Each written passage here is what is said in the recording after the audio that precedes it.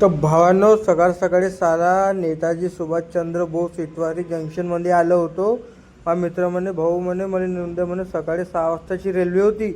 ठीक आहे म्हणलं, चल म्हटलं तुला नेऊन देतो म्हटलं. बिचारा गर्लफ्रेंडला भेटला नव्हता हा 4-5 महिने झाले. तर ठीक आहे म्हटलं, जा म्हटलं तू आत्ता मस्त तिकडे घुमाली जा म्हटलं. बाबाजी आणि हे रेल्वे म्हणले संडास बाथरूम म्हणजे सर्वात मस्त, काय टेन्शन घ्यायची गोष्टच नाही. आणि मग भावांनो तिकडून मस्त निघले चितावडीमध्ये. माहिती आहे तुम्हाला का बनते, गणपती दुर्गादेवी वगैरे नाही का, सर्वच बनते. तिकडून आलो मस्त रामझुला जर तुम्हाला झुलायचं असेल तर मेल्यामध्ये घुमवान, पण हा रामझुला झुलत नाही. ठीक आहे, इतका मस्त रामझुला आहे. आणि तिच्या जे हे आहे का खूप मस्त. आणि भावानं हे माझी भाषे आहे, हे भाषे म्हणते मामा म्हणते मला 2 बैल घेऊन दे म्हणते. ठीक आहे म्हटलं, बाई मी किडनी विकतो म्हटलं आणि तुला घेऊन देतो म्हटलं. आणि मग संध्याकाळी मोठ्या भावाच्या दुकानात गेलो. तो मोठा भाऊ म्हणे पार्सल घेऊन जा म्हणे. ठीक आहे म्हटलं, जातो म्हटलं.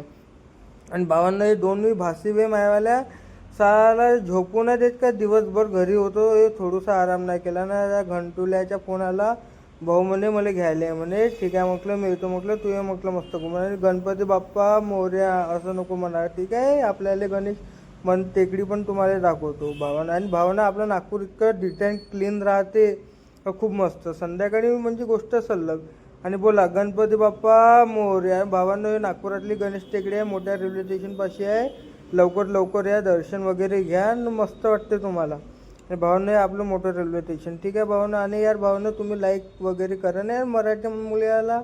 ठीक आहे, हे ताजुद्दीनवाले बाबाच्या दर्गा होता. चला मग भेटूया आपण नेक्स्ट.